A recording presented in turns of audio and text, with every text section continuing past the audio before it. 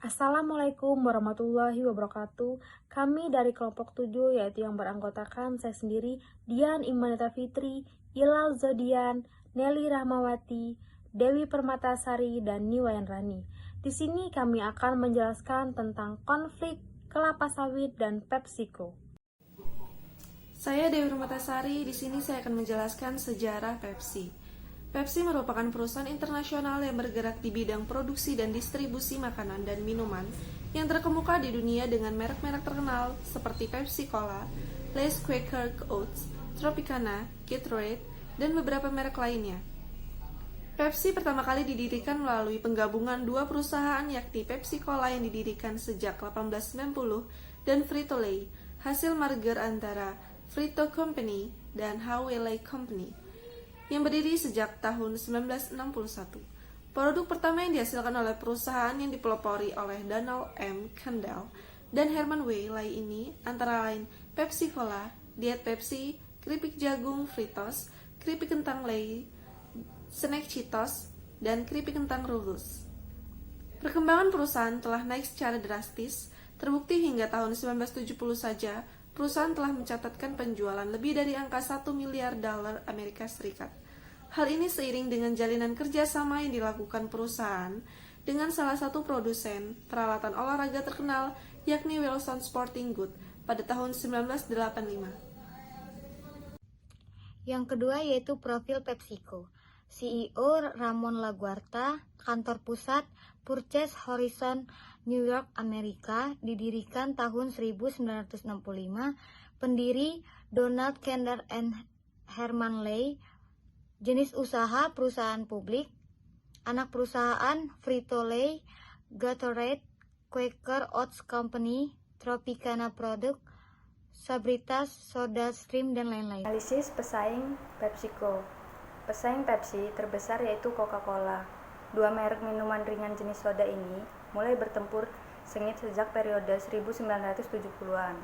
Salah satu jurus jitu yang kerap mereka adu seringkali terkait dengan strategi pemasaran, mulai dari spanduk, plakat, sampai dengan iklan di berbagai sosial media. Coca-Cola ditemukan 7 tahun lebih awal oleh John Pemberton pada tahun 1886. Pepsi Cola menyusul kemudian. Mereka ini hadir selepas bersalin nama dari Brad's Drink yang muncul pada 1893. Pada tahun 1898, mereka dagang Pepsi Cola pertama kali digunakan. Dan pada tahun 1902, perusahaan Pepsi Cola resmi berdiri. Selama beberapa dekade, Coca-Cola cukup populer di lidah masyarakat Amerika Serikat dan merajai pasaran. Salah satu jurus pemasaran sakti Coca-Cola adalah dengan menggait tokoh imajiner Sinterklas sebagai bintang iklannya.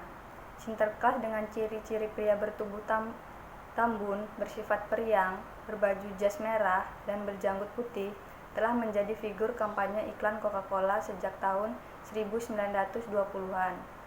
Wajah Sinterklas menggenggam Coca-Cola tersebar luas di berbagai majalah belanja, termasuk The Saturday Evening Post.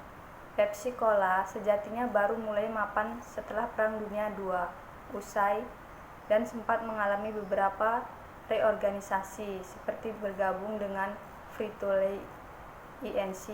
dan bersalin nama menjadi PepsiCo Inc. pada tahun 1965.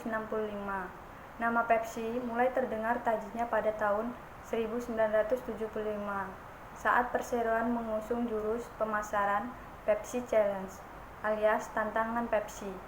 Kampanye ini berupa tes rasa yang dilakukan secara buta.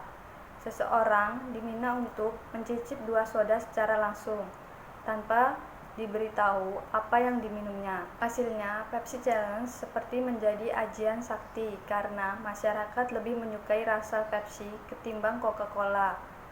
Ekspresi terkejut yang diperlihatkan secara spontan oleh orang yang mencicip soda itu oleh Pepsi dijadikan materi tayang iklan televisi. Permasalahan yang dialami perusahaan PepsiCo adalah PepsiCo PepsiCo mengalami hambatan-hambatan khususnya pada aspek proses produksi.